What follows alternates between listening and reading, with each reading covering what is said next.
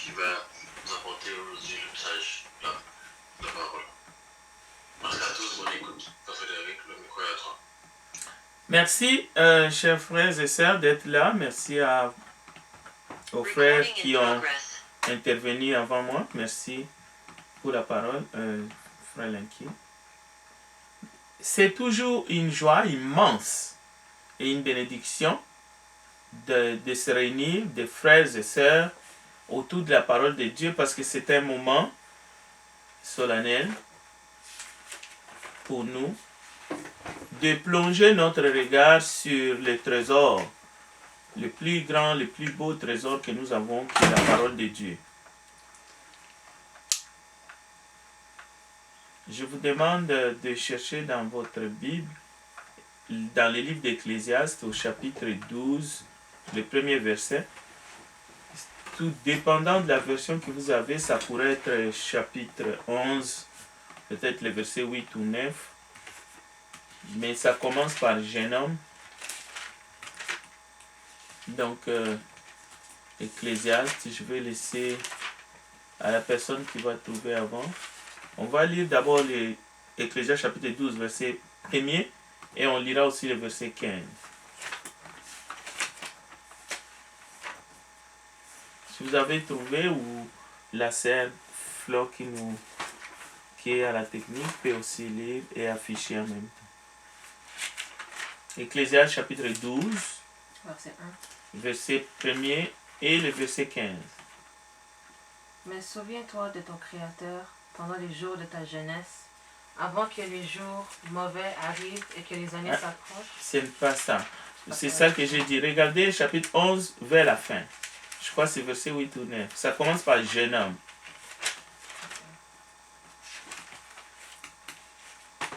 Ça dépend des versions. Il y en a, ça se trouve dans Ecclésiaste 12. Ecclésiaste 12. Dans d'autres versions, ça commence par... C'est 11 vers la fin. 11, verset 9. Oui, 11, verset 9, voilà.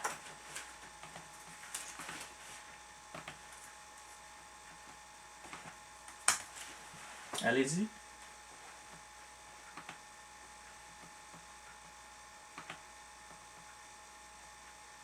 Ça commence par « Jeune homme, réjouis-toi ».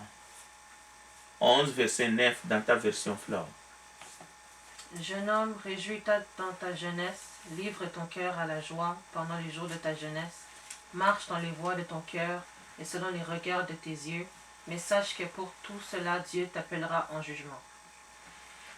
Voilà. Quelqu'un d'autre? Genèse chapitre, Ecclésiaste chapitre 12, maintenant c'est le verset 15 et 16. Dépendamment des versets. Ça commence par « Écoutons la fin du discours ».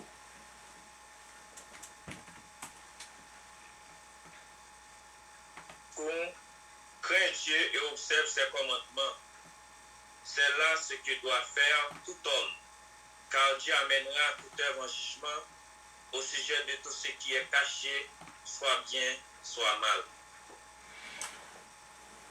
Que le nom de l'Éternel soit béni. Nous allons, compte tenu des besoins et des demandes, nous allons faire un trait, un moment de pause pour rappeler ces vérités. La raison, c'est que il y a un malentendu dans le monde aujourd'hui de rumeurs lorsqu'on touche certains points de la doctrine. Est-ce qu'on devrait être taxé de propager l'évangile de la peur? La réponse est non. Parce que le Seigneur a beaucoup sensibilisé les disciples autour de lui et nous qui sommes aujourd'hui membres du corps du Christ sur le fait de ne pas avoir peur, ne craignez rien. Et même les prophètes ont beaucoup insisté là-dessus. Ésaïe chapitre 41, verset 10 à 14, vous allez trouver « Ne craignez rien ». Je vais les lire ici.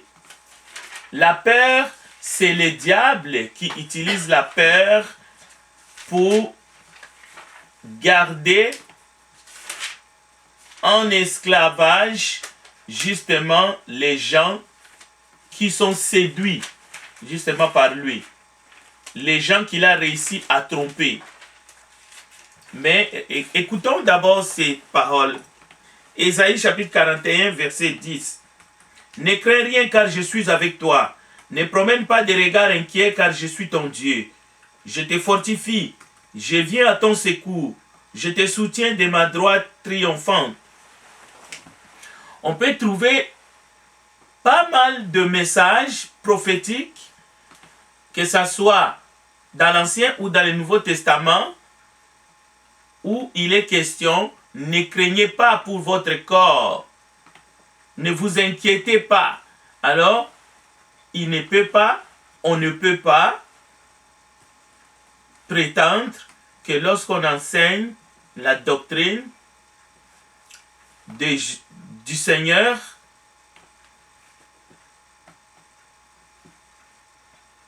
c'est pour faire peur.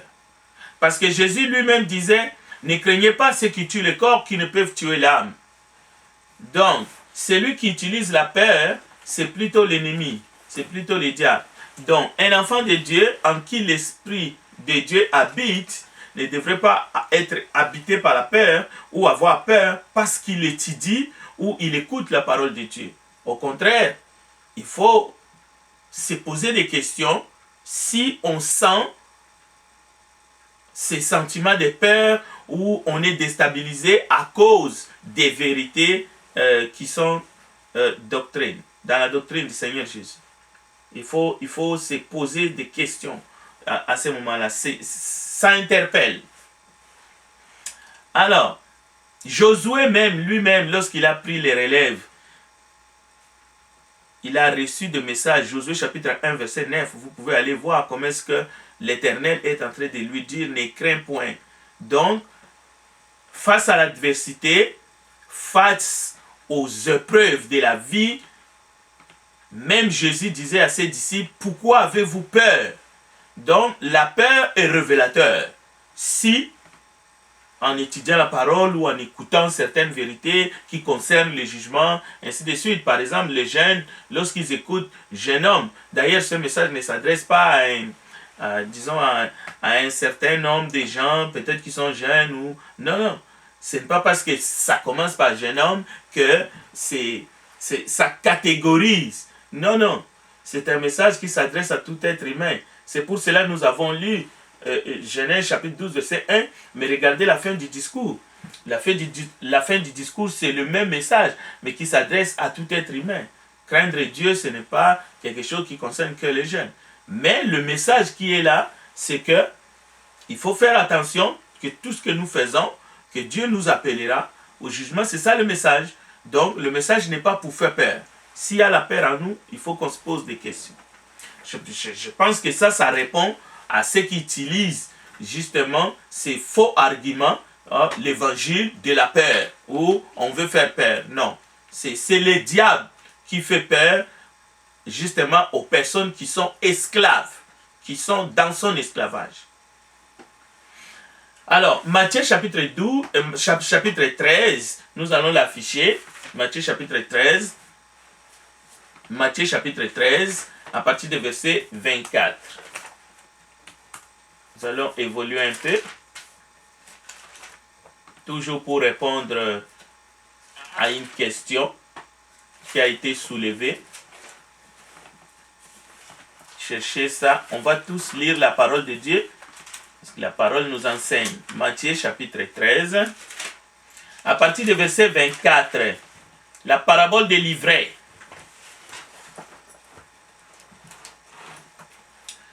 Alors, à partir du verset 24, nous allons lire quelques versets attentivement ensemble.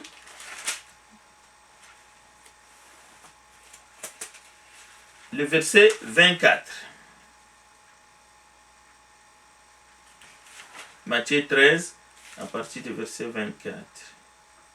Il leur proposa une autre parabole et il dit, le royaume des cieux est semblable à un homme qui a sémé une bonne semence dans son champ. Mais pendant que les gens dormaient, son ennemi vint, sema des livrets parmi le bleu et s'en alla. Lorsque l'herbe y poussait et donnait du fruit, l'ivraie parut aussi. Les serviteurs du maître de la maison virent lui dire, Seigneur, n'as-tu pas sémé une bonne semence dans ton champ? D'où vient donc qu'il y a des livrets? Il leur répondit, c'est un ennemi qui a fait cela. Et les serviteurs lui dirent, veux-tu que nous allions l'arracher? Non, dit-il, de peur qu'en arrachant l'ivraie, vous ne déraciniez en même temps le bleu. Laissez croître ensemble l'un et l'autre jusqu'à la moisson. Ça, c'est le verset 30. Il faut bien le souligner dans votre Bible pour votre étude et vos recherches. Laissez croître ensemble l'un et l'autre jusqu'à la moisson. Et à l'époque de la moisson, je dirais aux moissonneurs, arrachez d'abord l'ivraie et liez-la en gerbe pour la brûler. Mais amassez le bleu dans mon grenier. Bon, on ne va pas s'attarder sur cette parabole parce que Jésus, le Seigneur donne l'explication. Le Seigneur donne l'explication au verset 34. Jésus dit à la foule toutes ces choses en parabole et il ne lui parlait point sans parabole. Mais afin que s'accomplisse ce qui avait été annoncé par les prophètes.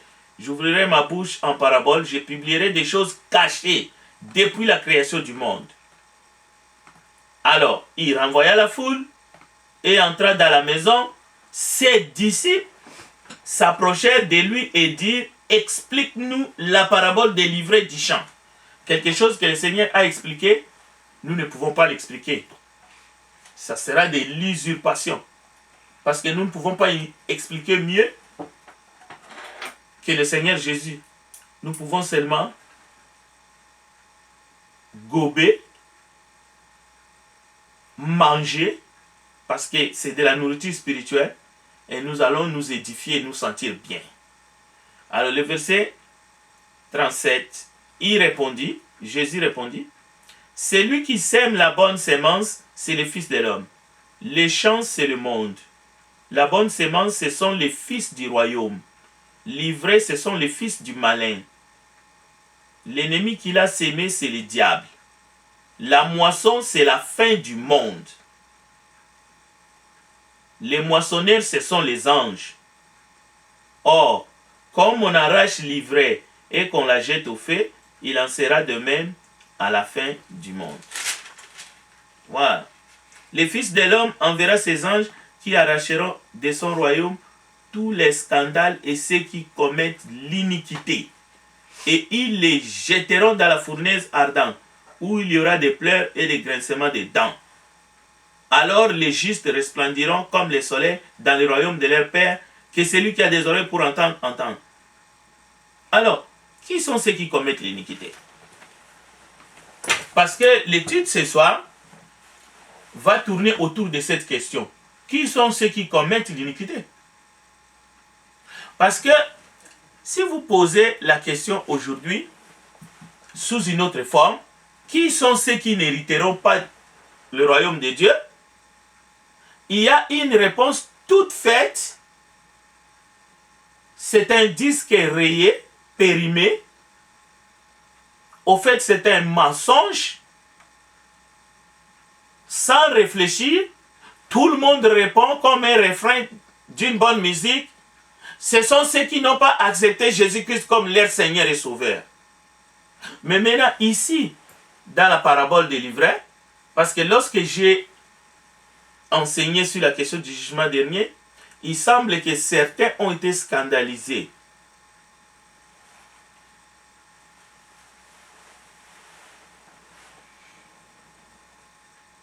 Cette réponse-là, je ne dis pas qu'elle est bête,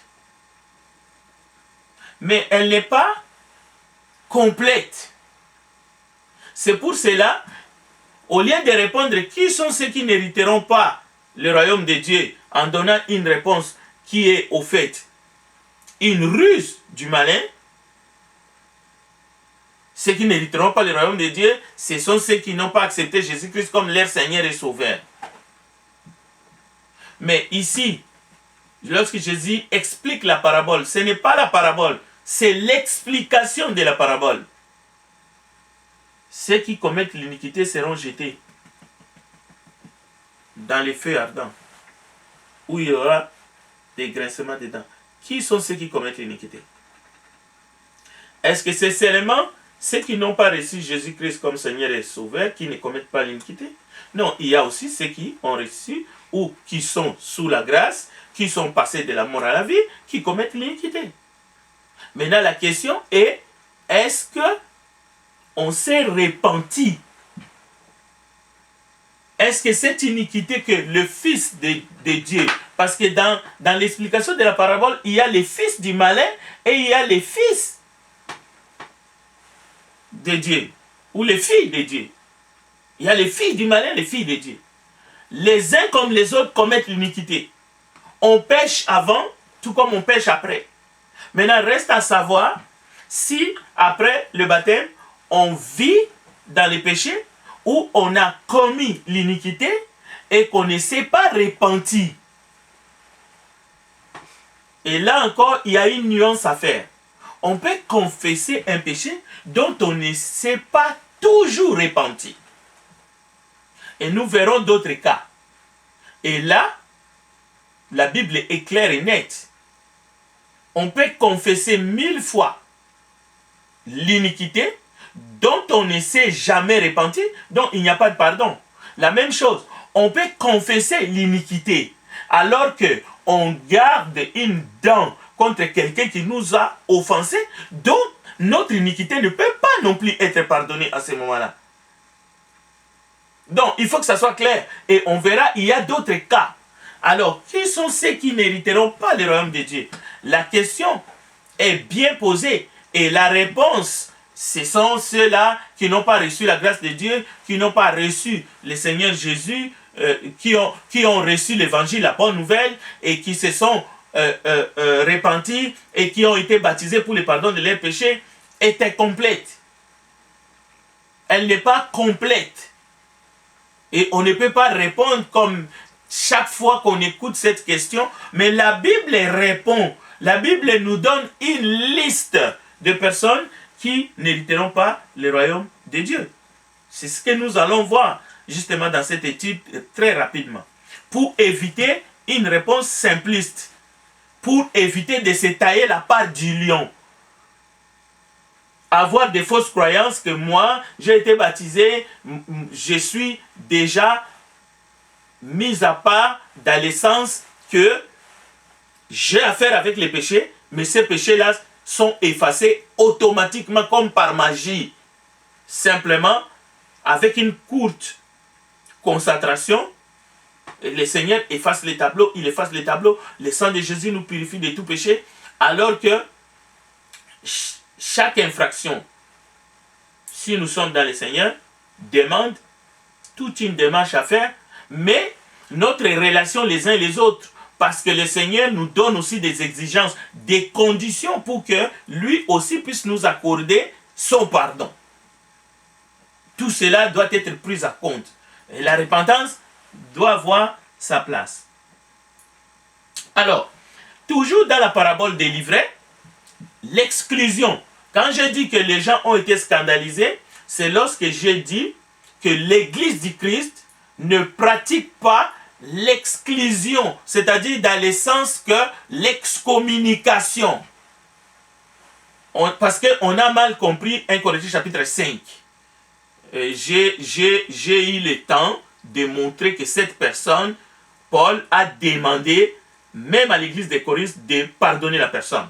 Et les textes sont là, il faut aller dans 2 Corinthiens chapitre 2, vous allez voir comment est-ce que Paul plaide pour cette personne-là qu'il a dit, pour moi j'ai déjà jugé qu'il soit livré à Satan. Non, l'histoire ne s'est pas terminée là. Paul a envoyé une deuxième lettre pour ne pas donner l'avantage à Satan. Alors, ici, même si le monde, le champ c'est le monde, mais de l'autre côté, il y a des enfants de lumière.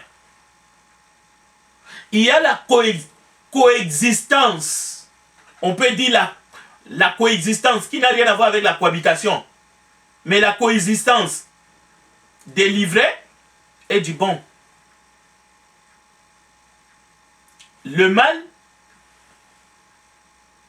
Donc, c'est difficile de vivre, de coexister, d'être ensemble dans un même champ, dans un même terrain, dans un même domaine, avec ceux qui causent des scandales, avec avec les fils du malin. Oui, ça rend la vie difficile, mais cela ne rend pas la vie impossible. Pourquoi? N'ayez pas peur, ne craignez rien, je suis avec vous. Ne craignez pas pour votre corps. Souvent, nous avons la peur, la truie. Oui, l'ivraie peut avoir ce qu'on appelle la manie ou les capacités d'empoisonnement, d'entraînement, comme d'autres textes bibliques disent, les mauvaises compagnies corrompent les bonnes mœurs. C'est vrai tout cela. Mais un enfant de Dieu, un vrai enfant de Dieu, doit écouter les enseignements du Seigneur. Doit savoir que le Seigneur Jésus n'a jamais été dépassé par le mal. Pendant son séjour sur la terre, il y avait le mal. Mais il n'a pas été dépassé. Il n'est pas devenu stressé. On voit des gens stressés, prendre des attitudes, cette assemblée-là, je ne peux pas être là. Au fait, ils se prennent pour des trop saints. Ils sont trop saints. Non, cette attitude-là, c'est la preuve qu'on n'a pas une maturité quelconque spirituelle. La seule manière de rester ici-bas et de vivre dans la paix, et même 1 Corinthiens 6 le dit, je ne vous demande pas de vous séparer de toutes les façons avec, oui, d'accord, ceux qui se disent chrétiens, ok, il y a une certaine manière de faire les choses. Mais devenir hystérique, à ce moment-là, il faut quitter le monde. Nous devons estimer que Dieu demeure le Dieu de miséricorde. Il y a toujours la possibilité de repentir pour tout être humain, quelle que soit sa condition. C'est ça l'enseignement qu'il faut tirer dans la parabole des livrets. Justement, c'est Jésus qui explique lui-même. C'est lui qui donne l'explication. Alors, qui sont ceux qui n'hériteront pas le royaume de Dieu? Je vais m'arrêter rapidement ce soir pour vous donner la possibilité d'intervenir.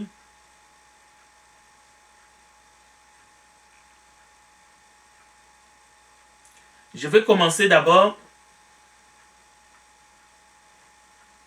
par quelques avertissements. Malachie chapitre 2 verset 15, très rapidement. Notez le texte seulement. Je vais lire le texte. Ça c'est vers la fin. C'est des choses qui vont se passer vraiment à la fin, que Dieu va faire. Ici, ce n'est pas ce que nous pouvons faire les uns les autres, en assemblée ou seuls dans le monde, mais ce que Dieu va faire. Alors, Malachie 2:15 nous dit, je vais lire 15 à 16. Écoutez bien. Prenez donc garde dans votre esprit, qu'aucun ne soit infidèle à la femme de sa jeunesse. Et le verset 16. Car je hais la répudiation, dit l'Éternel, le Dieu d'Israël. Et celui qui couvre de violence son vêtement, dit l'Éternel des armées. Prenez donc garde en votre esprit et ne soyez pas infidèles. Cela veut dire que dans Hébreux chapitre 3 verset 4, la Bible vient, Dieu jugera au futur, ces jours-là, entre l'homme et la femme de sa jeunesse. Dieu, ce n'est pas à nous de le faire aujourd'hui. Mais Dieu jugera les impudiques et les adultères. Et vous verrez que dans la liste de ceux qui n'hériteront pas le royaume de Dieu, vous allez trouver, il y a les impudiques et il y a les adultères. Maintenant, la question n'est pas de dire tel ne va pas hériter le royaume de Dieu. Non, non, non. La question est les impudiques et les adultères et d'autres qui sont dans la liste de ceux qui n'hériteront pas le royaume des cieux. Reste à savoir si il y a eu repentance ou non. Mais le jugement aura lieu. Le jugement aura lieu. Alors, je vais quand même sortir ma liste. Et vous pouvez aller vérifier si ma liste elle est bonne. Ce n'est pas ma liste, c'est la liste du Seigneur. Et si vous avez des doutes, et si vous pensez que cette liste concerne les non-chrétiens, alors vous avez tout faux. Parce que la lettre de Paul aux chrétiens de Corinthe, ce n'était pas la lettre de Paul au monde. Alors la doctrine qu'une fois sauvé, on est sauvé pour de bon, cette doctrine vient du diable. Il faut que cette lettre que Paul a écrite aux chrétiens, que la Bible soit dénaturée, qu'elle s'adresse aux non-convertis, aux gens du monde. Et je vous donne seulement les versets 9 à 10. 1 Corinthiens 6, 9 à 10. Et voici, la liste est là. Ne savez-vous pas que les injustes n'hériteront pas le royaume de Dieu? Ça, c'est les injustes. Et on peut penser que les injustes sont les gens inconvertis.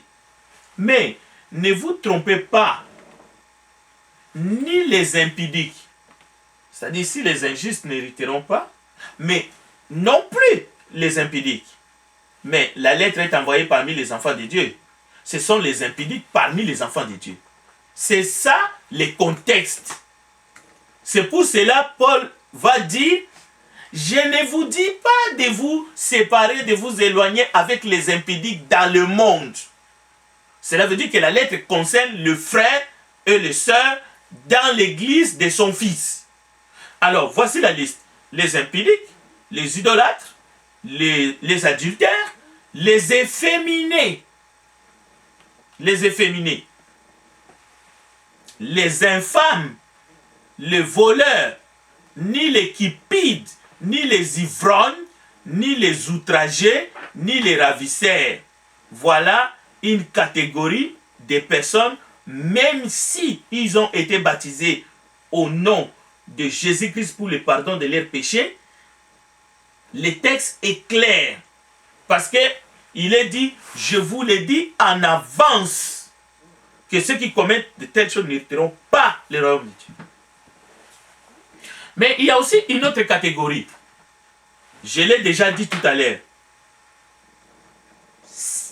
Chrétiens ou mécréants.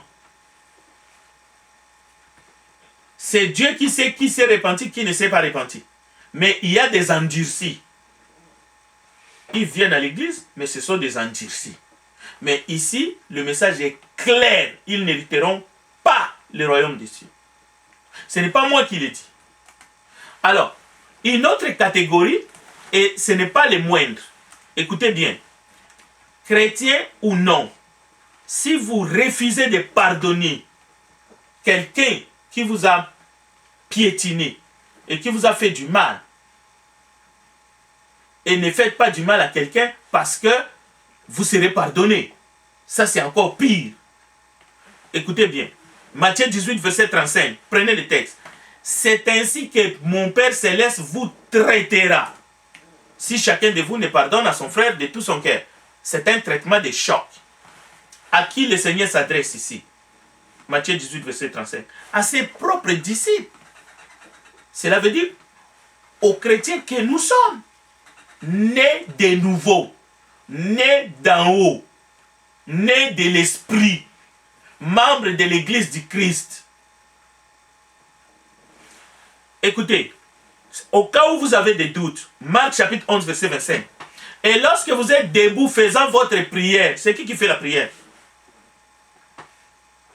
C'est lui qui n'est pas baptisé au nom de Jésus pour le pardon de ses péchés? Si vous avez quelque chose contre quelqu'un, pardonnez. Vous voyez, il y a un lien avec ce que nous venons de lire. Pardonnez afin que votre Père qui est dans les cieux vous pardonne aussi vos offenses. Alors, quelqu'un qui fait comme bon lui semble, qui garde tranquille et qui ne pardonne pas de tout son cœur, même si vous avez été baptisé 3 fois dans le baptistère, vous n'entrerez pas dans le royaume des cieux. Éphésiens chapitre 4, verset 32. Soyez bons les uns les autres, envers les autres. À moins de se repentir, j'essaie toujours d'être...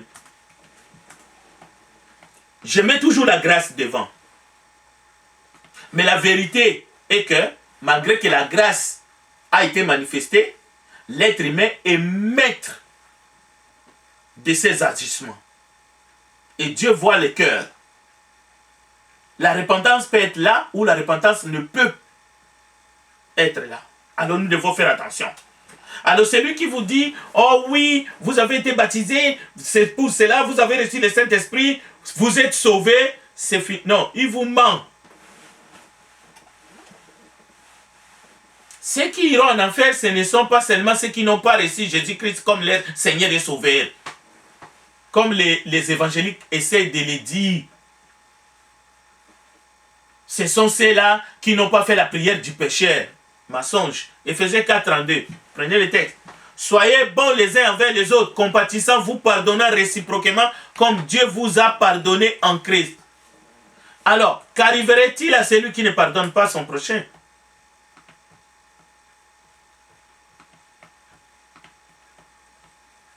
Donc, Paul s'adresse à des frères.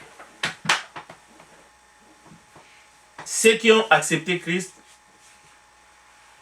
Paul parle du royaume dans le futur. La qualité spirituelle du chrétien, l'obéissance du chrétien n'annule pas la grâce de Dieu. Au contraire, c'est la grâce de Dieu.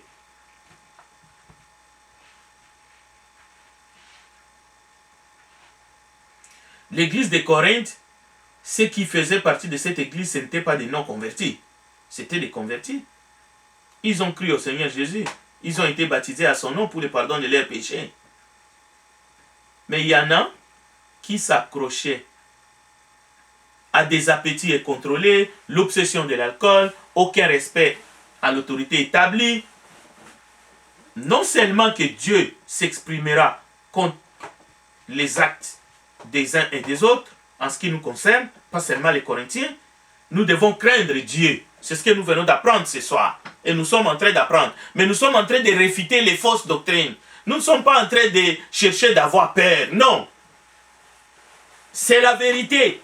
Ceux qui disent qu'on est sauvé une fois pour de bon, c'est définitif, c'est sans appel. Ce n'est pas ce que dit la Bible.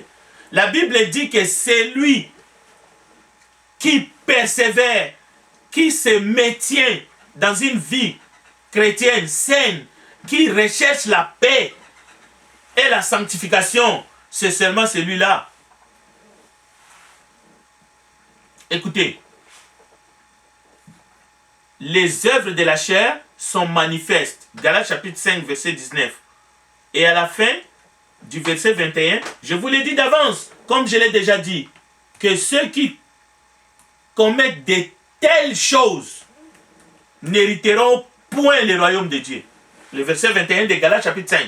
Ce n'est pas, je vous dis, comme je l'ai déjà dit en avance, ceux qui n'ont pas reçu Jésus-Christ comme leur Seigneur et Sauveur n'hériteront point le royaume de Dieu. Non. Non.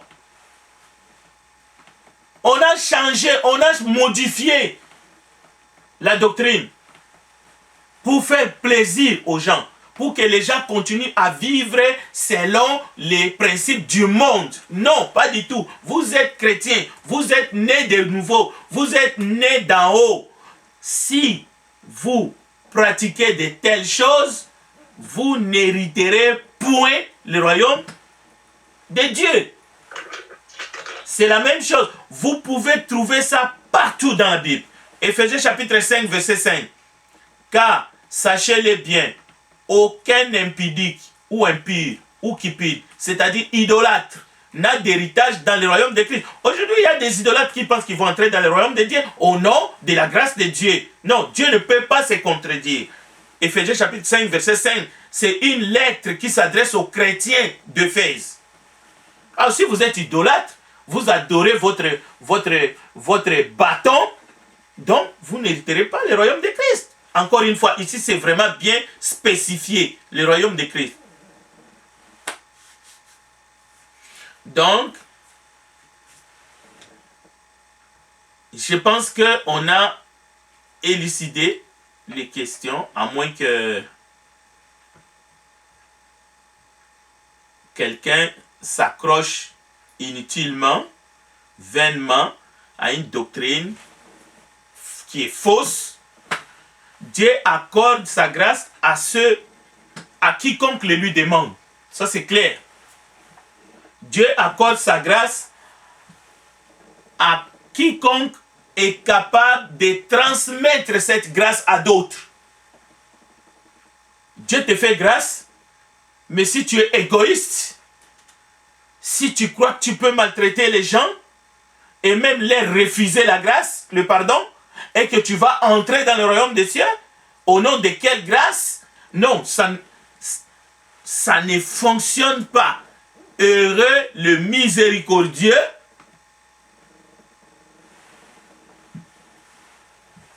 c'est tout. Cela veut dire malheur à ceux-là qui ne sont pas miséricordieux. Matthieu chapitre 5, verset 7. Heureux les miséricordieux car ils obtiendront miséricorde. Donc, c'est très dangereux. Et souvent, c'est lorsque quelqu'un nous a vraiment blessés, sans encourager des péchés sexuels, souvent, nous avons de la peine à pardonner des péchés sexuels et personne n'encourage cela et beaucoup n'entreront pas au ciel à cause de cela. Parce que c'est ça qui compte pour eux. En fait, c'est ça leur Dieu. Même dans la science, on demande aux personnes qui ont eu le malheur, et d'ailleurs nous compatissons, d'être confrontés à des personnes violentes, violeurs, et ainsi de suite, de passer à autre chose. Mais la Bible dit, il faut pardonner. Si tu refuses de pardonner, eh bien, tu n'entreras pas dans le royaume des cieux parce que ce n'est pas le royaume de ton Père, c'est le royaume de Dieu. C'est le royaume de Christ. Et lui, ce n'est pas quelqu'un qui va changer ses principes parce que tu as eu mal. Alors, je termine ici. Écoutez bien. Un nom peut être effacé dans le livre de vie de l'agneau. Ça aussi, ça peut scandaliser les gens. Mais c'est seulement les gens qui ont cru à la grâce, mais dans le mauvais sens du terme. Si on refuse de pardonner aux autres, si on abuse de la grâce de Dieu, rappelons-nous, la Bible dit on ne se moque pas de Dieu. Si on refuse de solliciter la grâce de Dieu par la repentance sincère, alors c'est possible. Ça ne veut pas dire qu'on n'a jamais été sauvé. Non, on a été sauvé. On a été sauvé. Si après s'être retiré des souillures du monde par la connaissance du Seigneur et Sauveur Jésus-Christ, ils s'y engagent de nouveau et sont vaincus. 2 Pierre chapitre 2, versets 20 à 22. Leur dernière condition est pire que la première, car mieux vaut pour eux n'avoir pas connu la voie de la justice que de se détourner après l'avoir connu du saint commandement qui leur avait été donné. Il leur est arrivé ce que dit un proverbe vrai. Le chien est retourné à ce qu'il a vomi et la truie lavée s'est vautrée dans les bourbiers.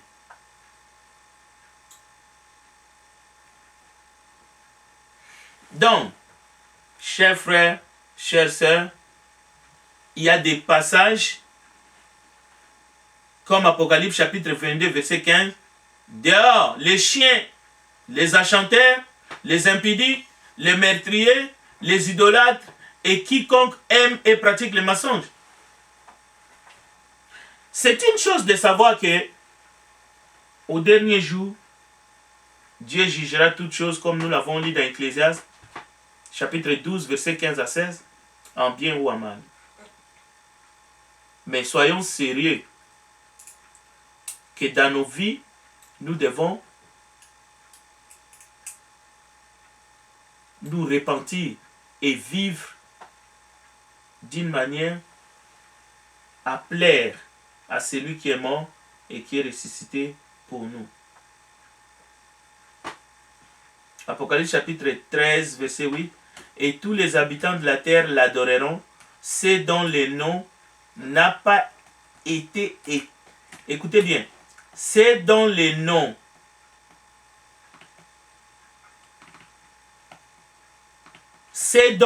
n'a pas été écrit dès la fondation du monde dans le livre de vie de l'agneau qui a été immolé.